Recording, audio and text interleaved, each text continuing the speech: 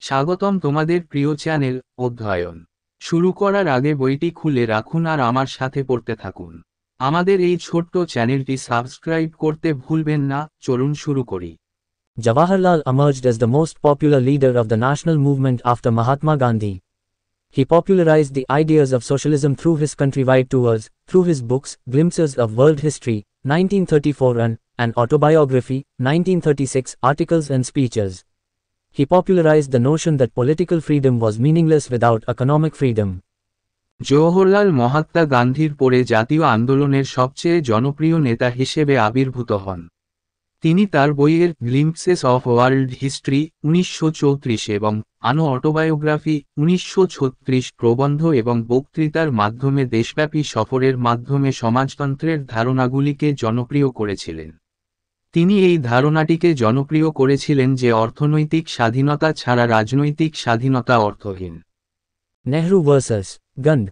It was during these years that J. Nehru developed a complex relationship with Gandhi. He criticized Gandhi for refusing to recognize class conflict and for putting forward the theory of trusteeship. In fact, he devoted an entire chapter in his autobiography, arguing against some aspects of Gandhian ideology. Yet he defended Gandhi against other left-wing critics and appreciated his ability to reach out to the hearts of the masses. Nehru বনাম গান্ধী এই বছরগুলিতে যে নেহরু গান্ধীর সাথে একটি জটিল সম্পর্ক গড়ে তোলেন। তিনি শ্রেণীদ্বন্দ্বকে স্বীকৃতি দিতে অস্বীকার করার জন্য এবং বিশ্বস্ততার তত্ত্বকে সামনে রাখার জন্য গান্ধীর সমালোচনা করেছিলেন। প্রকৃতপক্ষে তিনি তার আত্মজীবনীতে একটি সম্পূর্ণ অধ্যায় উৎসর্গ করেছেন গান্ধীবাদী মতাদর্শের কিছু দিকের বিরুদ্ধে যুক্তি দিয়ে। তবুও তিনি অন্যান্য বামপন্থী সমালোচকদের বিরুদ্ধে গান্ধীকে রক্ষা করেছিলেন এবং জনসাধারণের হৃদয়ে পৌঁছানোর তার ক্ষমতার প্রশংসা করেছিলেন। Nehru's approach towards Gandhi has been well worded by Mohit Sen. Nehru believed that the overwhelming bulk of the Congress was composed of amorphous centrists, that Gandhi not only represented them but was also essential for any genuinely widespread mass movement, that on no account should the left be at loggerheads with him or the centrists, but their strategy should rather be to pull the center to the left. গান্ধীর প্রতি নেহেরুর দৃষ্টিভঙ্গি মোহিত সেনের দ্বারা ভালোভাবে বলা হয়েছে। নেহরু বিশ্বাস করতেন যে কংগ্রেসের অপ্রতিরোধ্য অংশ নিরাকার কেন্দ্রবাদীদের দ্বারা গঠিত। গান্ধী কেবল তাদের প্রতিনিধিত্বই করেননি, যে কোনো সত্যিকারের ব্যাপক গণ আন্দোলনের জন্য অপরিহার্য ছিলেন, যে কোনো কারণেই নয়। বামপন্থীরা তার বা কেন্দ্রবাদীদের সাথে বিরোধে রয়েছে, তবে তাদের কৌশলটি বরং কেন্দ্রকে বাম দিকে টানতে হবে। At the same time, Nehru recognized the primacy of anti-imperialist struggle led by the Congress and Gandhi and was therefore not in favor of any separate organizations independent of the Congress. He thought it best to propagate socialism while remaining under the banner of the Congress. একই সময়ে নেহেরু কংগ্রেস এবং গান্ধীর নেতৃত্বে সাম্রাজ্যবাদ বিরোধী সংগ্রামের প্রাধান্যকে স্বীকৃতি দিয়েছিলেন এবং তাই কংগ্রেস থেকে স্বতন্ত্র কোনো সংগঠনের পক্ষে ছিলেন না। তিনি কংগ্রেসের পতাকাতলে থেকে সমাজতন্ত্র প্রচার করাই শ্রেয় মনে করেছিলেন। Note: here it may be noted that it was Gandhi who founded the Ahmedabad Textile Labour Association (TLA) in 1918 with 14,000 workers on its roll, making it perhaps the largest single trade union of its time. Clearly, Gandhi's philosophy on labor reflected the need of the time, i.e. giving primacy to the anti-imperialist movement which could ill afford an all-out class war among the different classes of an emerging nation. দ্রষ্টব্য, এখানে এটি উল্লেখ করা যেতে পারে যে গান্ধী 1918 সালে Ahmedabad textile labour association (TLA) প্রতিষ্ঠা করেছিলেন, যার রোলে 14,000 শ্রমিক ছিল। এটি সম্ভবত তার সময়ের সবচেয়ে বড় একক ট্রেড ইউনিয়নে পরিণত হয়েছিল। স্পষ্টতই, শ্রম সম্পর্কিত গান্ধীর দর্শন সময়ের প্রয়োজনকে প্রতিফলিত করেছিল, অর্থাৎ সাম্রাজ্যবাদ বিরোধী আন্দোলনকে প্রাধান্য দেওয়া যা একটি উদীয়মান জাতির বিভিন্ন শ্রেণীর মধ্যে সর্বাত্মক শ্রেণীযুদ্ধের পক্ষে অযোগ্য। Role of Subhash Chandra Bose. Subhash Chandra Bose had certain apparent similarities with Jawaharlal Nehru. Both came from upper middle class background and received education abroad. Both were intellectuals who had committed themselves to the cause of the nation. Subhash Chandra বসুর ভূমিকা। জওহরলাল নেহরুর সঙ্গে সুভাষচন্দ্র বসুর কিছু আপাত মিল ছিল। উভয়ই উচ্চ মধ্যবিত্ত পটভূমি থেকে এসেছেন এবং বিদেশে শিক্ষা গ্রহণ করেছেন। উভয়ই ছিলেন বুদ্ধিজীবী যারা জাতির স্বার্থে আত্মনিয়োগ করেছিলেন। Subhas Bose had been a political activist since student days and rose to fame when he rejected to join the esteemed Indian Civil Service to which he was selected on the basis of merit, 1921. His political mentor was not Gandhi but Deshbandhu Chitranjan Das, who had declared in 1922 that India should secure Swaraj of the masses and not of the classes. Subhash Bose ছাত্রজীবন থেকেই একজন রাজনৈতিক কর্মী ছিলেন এবং খ্যাতি অর্জন করেন যখন তিনি সম্মানিত ভারতীয় সিভিল সার্ভিসে যোগদান করতে প্রত্যাখ্যান করেন, যেখানে তিনি যোগ্যতার ভিত্তিতে নির্বাচিত হন 1921। তার রাজনৈতিক পরামর্শদাতা ছিলেন গান্ধী নয়, দেশবন্ধু চিত্তরঞ্জন দাস, যিনি 1922 সালে ঘোষণা করেছিলেন যে ভারতকে শ্রেণীর নয়, জনগণের স্বরাজ নিশ্চিত করতে হবে। Subhas was also disappointed at the withdrawal of the non-cooperation movement and briefly joined the pro-changes because of his loyalty. His main focus during this time were the civic affairs of Calcutta, of which he was the chief administrative officer, July to October 1924, as was the case with Jawaharlal at Allahabad, chairman April 1923 to April 1925. অসহযোগ আন্দোলন প্রত্যাহারে সুভাষও হতাশ হয়েছিলেন এবং তার আনুগত্যের কারণে সংক্ষিপ্তভাবে পরিবর্তনকারীদের সাথে যোগ দেন। এই সময় তার প্রধান ফোকাস ছিল কলকাতার নাগরিক বিষয়াবলী, যার মধ্যে তিনি ছিলেন প্রধান প্রশাসনিক কর্মকর্তা। জুলাই থেকে অক্টোবর 1924, যেমনটি এলাহাবাদে জওহরলালের ক্ষেত্রে, চেয়ারম্যান এপ্রিল 1923 থেকে 1925 সালের April. Though Subhas was not as clear and sure about socialist ideas as Jawaharlal, he had no difficulty in endorsing Jawaharlal's anti-imperialist views and extended full support to him in favor of Purna Swaraj, even as he did not share Jawaharlal's commitment to Gandhi's leadership or his belief in non-violence as a technique in anti-imperialist struggle. যদিও সুভাষ জওহরলালের মতো সমাজতান্ত্রিক ধারণা সম্পর্কে স্পষ্ট এবং নিশ্চিত ছিলেন না, তবে জওহরলালের সাম্রাজ্যবাদ বিরোধী মতামতকে সমর্থন করতে এবং পূর্ণ স্বরাজের পক্ষে তাকে পূর্ণ সমর্থন দিতে তার কোনো অসুবিধা ছিল না, এমনকি তিনি গান্ধীর নেতৃত্ব বা তার নেতৃত্বের প্রতি জওহরলালের প্রতিশ্রুতিও শেয়ার করেননি। সাম্রাজ্যবাদ বিরোধী সংগ্রামের কৌশল হিসাবে অহিংসার বিশ্বাস। Congress march towards socialism. Formation of Independence of India League within the Congress, August 1928. In August 1928, the Independence of India League was launched by J. Nehru with the support of Subhas Chandra Bose, Nehru and Bose as secretaries and S. Srinivas Iyengar as president, as a pressure group within the Congress with the aim of সমাজতন্ত্রের দিকে Congress March. কংগ্রেসের মধ্যে India লীগের স্বাধীনতার গঠন August 1928। 1928 সালের August মাসে J. Nehru Subhash চন্দ্র বসুর সমর্থনে নেহরু এবং বোস সেক্রেটারি এবং S.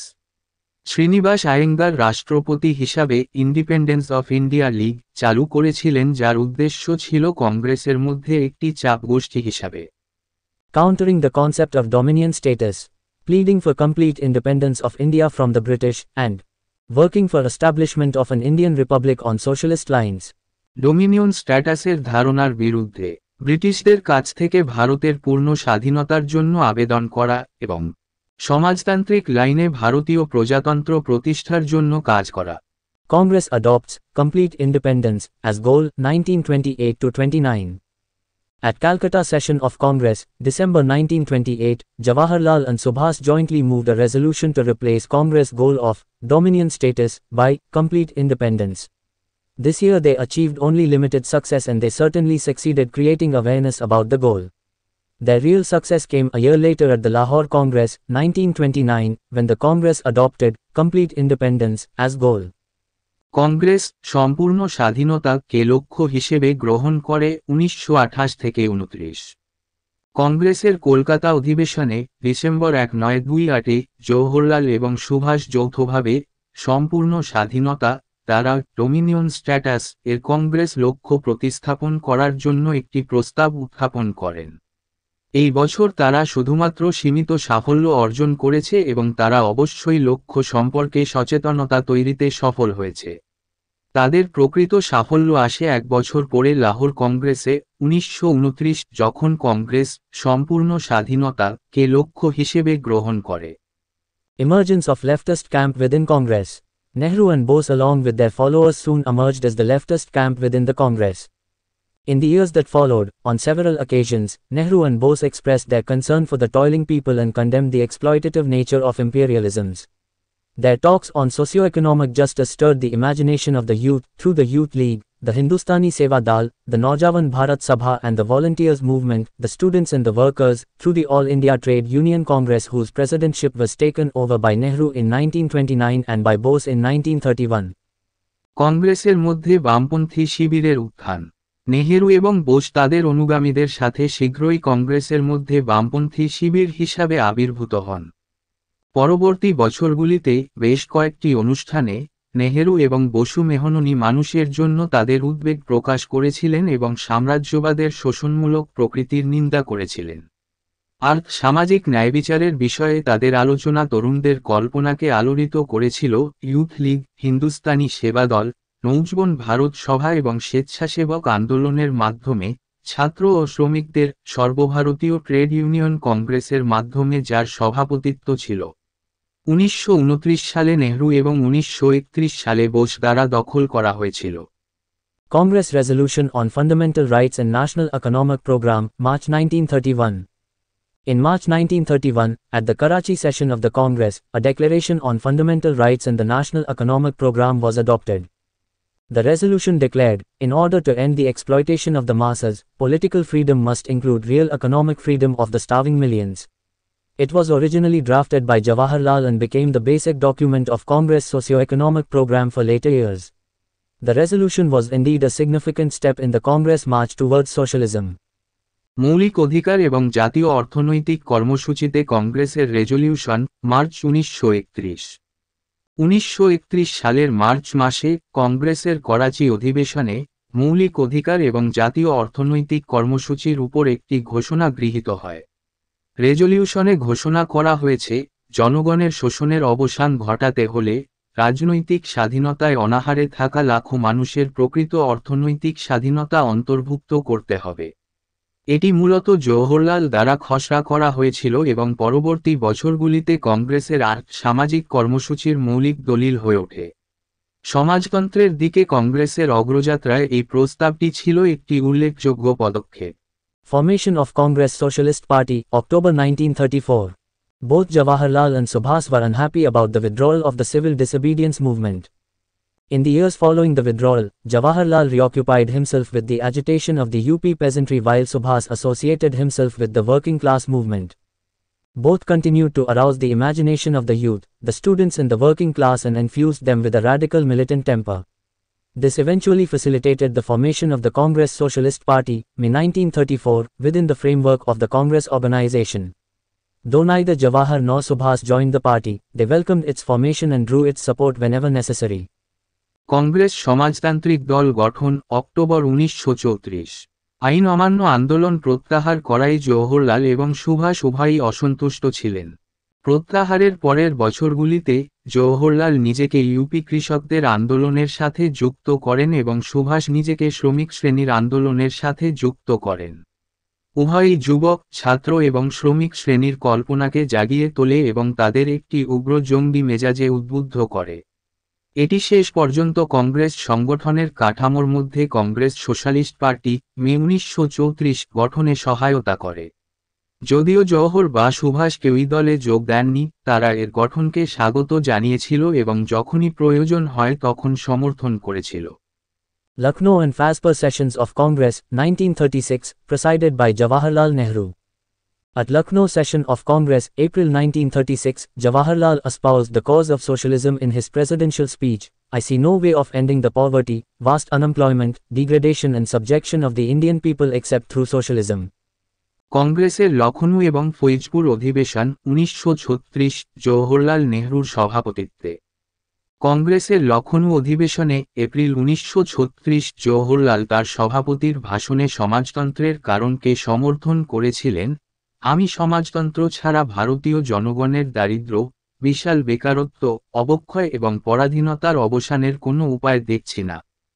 At Fazpur session of Congress, December 1936, also held under the presidentship of Jawaharlal, the Congress adopted an agrarian program, including items such as reduction of rent and revenue, abolition of feudal dues and levies, provision of cheap credit, security of tenure for tenants, introduction of cooperative farming, living wages for agrarian laborers and the right to form peasant unions. কংগ্রেসের ফৈজপুর অধিবেশনে December 1936 জওহরলালের সভাপতিত্বে অনুষ্ঠিত কংগ্রেস একটি কৃষি কর্মসূচি গ্রহণ করে, যার মধ্যে রয়েছে খাজনা ও রাজস্ব হ্রাস, সামন্তীয় বকেয়া ও শুল্ক বিলোপ, সস্তা ঋণের ব্যবস্থা, মেয়াদের নিরাপত্তা, ভাড়াটেদের জন্য সমবায় চাষের প্রবর্তন, কৃষি শ্রমিকদের জন্য জীবন মজুরি এবং কৃষক ইউনিয়ন গঠনের অধিকার।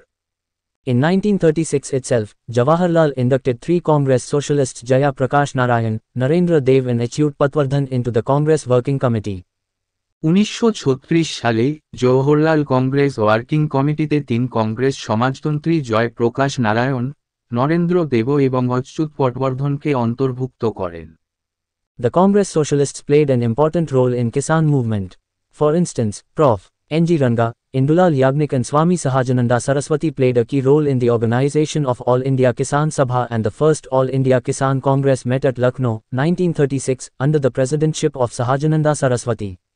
The Congress socialists also took part in the democratic movements in princely states. কিষাণ আন্দোলনে কংগ্রেস সমাজতন্ত্রীরা গুরুত্বপূর্ণ ভূমিকা পালন করেছিল। উদাহরণস্বরূপ প্রফেসর এনজি রাঙ্গা, ইন্দুলাল ইয়াগনিক এবং স্বামী সহজানন্দ সরস্বতী সর্বভারতীয় কিষাণ সভার সংগঠনে গুরুত্বপূর্ণ ভূমিকা পালন করেন এবং প্রথম সর্বভারতীয় কিষাণ কংগ্রেস লখনৌতে 1936 সহজানন্দ সরস্বতীর সভাপতিত্বে অনুষ্ঠিত হয়। কংগ্রেস সমাজতন্ত্রীরাও দেশীয় রাজ্যগুলিতে গণতান্ত্রিক আন্দোলনে অংশ নিয়েছিল। The election manifesto of the Congress in 1936, which declared that the Congress would take steps for the settlement of labor disputes and take effective measures for securing the rights to form unions and go on strike, convening of First All India States's People's Conference, 1936, formation of All India Students' Federation and the Progressive Writers Association was some other achievement of the left. 1936 সালে কংগ্রেসের নির্বাচনী ইশতেহার যা ঘোষণা করেছিল যে কংগ্রেস শ্রম বিরোধ নিষ্পত্তির জন্য পদক্ষেপ নেবে এবং ইউনিয়ন গঠন ও ধর্মঘট করার অধিকার সুরক্ষিত করার জন্য কার্যকর ব্যবস্থা নেবে, প্রথম সর্বভারতীয় রাজ্যের পিপলস কনফারেন্সের আহ্বান, 1936 অল ইন্ডিয়া স্টুডেন্টস ফেডারেশন এবং প্রগতিশীল লেখক সমিতি গঠন বামদের আরও কিছু অর্জন। The impact of socialist ideas on Congress was also seen in the increasing shift of Gandhi towards radical positions on economic and class issues. Gandhi, along with Nehru, argued in favor of public sector in large-scale industries in order to prevent concentration of wealth in a few hands. He accepted the principle of land to the tiller and declared in 1942 that the land belongs to those who work on it and to no one else. In 1945, the Congress adopted a resolution on abolition of landlordism. কংগ্রেসের উপর সমাজতান্ত্রিক চিন্তাধারার প্রভাব অর্থনৈতিক ও শ্রেণীগত ইস্যুতে গান্ধীর উগ্র অবস্থানের দিকে ক্রমবর্ধমান পরিবর্তনের মধ্যেও দেখা গেছে। গান্ধী, নেহেরুর সাথে কিছু হাতে সম্পদের কেন্দ্রীকরণ রোধ করার জন্য বৃহৎ আকারের শিল্পগুলিতে পাবলিক সেক্টরের পক্ষে যুক্তি দিয়েছিলেন। তিনি কৃষকের কাছে জমির নীতি গ্রহণ করেছিলেন এবং 1942 সালে ঘোষণা করেছিলেন যে জমিটি তাদেরই যারা এটিতে কাজ করে এবং অন্য কারো নয়। 1945 সালে কংগ্রেস জমিদারিত্ব বিলুপ্তির একটি প্রস্তাব গৃহীত হয়। Jawaharlal and Subhash Chandra Bose continued to work for socialism. Jawaharlal continued to advocate that in order to attain independence from foreign rule, it was necessary for Congress to mobilize all sections of Indian people, particularly the downtrodden. The British exploiters had their native allies everywhere in India, and therefore the freedom struggle had to be combined with freedom of the poor from their immediate internal oppressors. For this, he insisted that the Congress must have a blueprint of the future of a free India which would include the following. Jawaharlal এবং সুভাষ চন্দ্র বসু সমাজতন্ত্রের জন্য কাজ চালিয়ে যাচ্ছেন। জওহরলাল সমর্থন করতে থাকেন যে বিদেশি শাসন থেকে স্বাধীনতা অর্জনের জন্য কংগ্রেসের পক্ষে ভারতীয় জনগণের সমস্ত অংশকে, বিশেষ করে নিম্নবিত্তদের একত্রিত করা প্রয়োজন। ব্রিটিশ শোষকদের ভারতে সর্বত্র তাদের স্থানীয় মিত্র ছিল এবং তাই স্বাধীনতা সংগ্রামকে তাদের তাৎক্ষণিক অভ্যন্তরীণ নিপীড়কদের হাত থেকে দরিদ্রদের মুক্তির সাথে একত্রিত করতে হয়েছিল।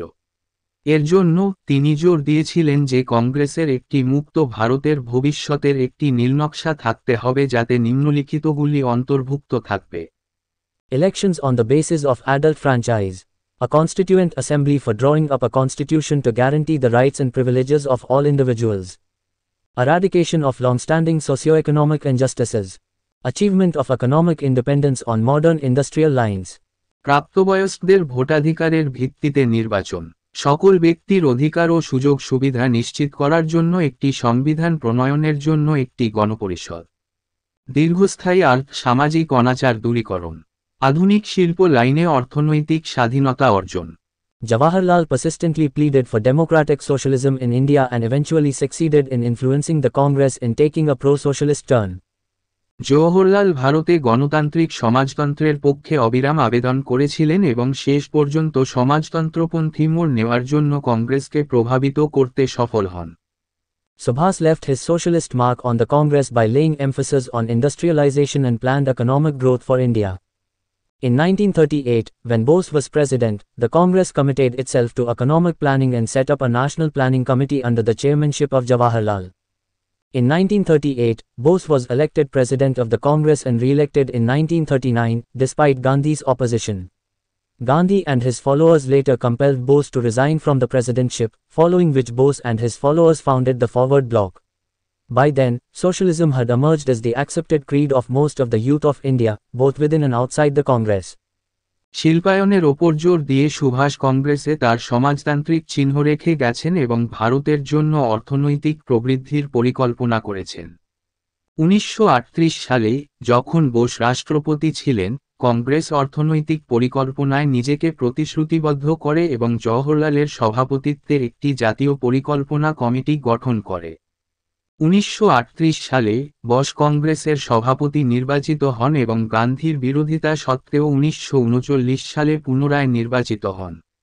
গান্ধী এবং তার অনুসারীরা পরে বোসকে রাষ্ট্রপতির পদ থেকে পদত্যাগ করতে বাধ্য করেন, যার পরে বোস এবং তার অনুসারীরা ফরওয়ার্ড ব্লক প্রতিষ্ঠা করেন। ততদিনে, কংগ্রেসের অভ্যন্তরে এবং বাইরে, ভারতের বেশিরভাগ যুবকদের কাছে সমাজতন্ত্র স্বীকৃত ধর্ম হিসাবে আবির্ভূত হয়েছিল। To sum up, we see that socialist ideas within the Congress did not always find favor and some prominent congressmen were even opposed to them. Yet the importance of the role of Jawaharlal and Subhas Chandra Bose should not be judged by their ultimate success or failure but by the sincerity and commitment with which they pursued their convictions. সংক্ষেপে, আমরা দেখতে পাই যে কংগ্রেসের মধ্যে সমাজতান্ত্রিক ধারণাগুলি সর্বদা অনুকূল ছিল না এবং কিছু বিশিষ্ট কংগ্রেসম্যান এমনকি তাদের বিরোধিতা করেছিলেন। তবুও জওহরলাল এবং সুভাষ চন্দ্র বসুর ভূমিকার গুরুত্ব তাদের চূড়ান্ত সাফল্য বা ব্যর্থতার দ্বারা বিচার করা উচিত নয়, বরং তারা যে আন্তরিকতা এবং প্রতিশ্রুতি দিয়ে তাদের দৃঢ় বিশ্বাসকে অনুসরণ করেছিলেন তার দ্বারা বিচার করা উচিত। এখানেই এই চ্যাপ্টারটি শেষ করলাম। পরবর্তী ভিডিওতে আমরা পরের চ্যাপ্টারটা পড়ব।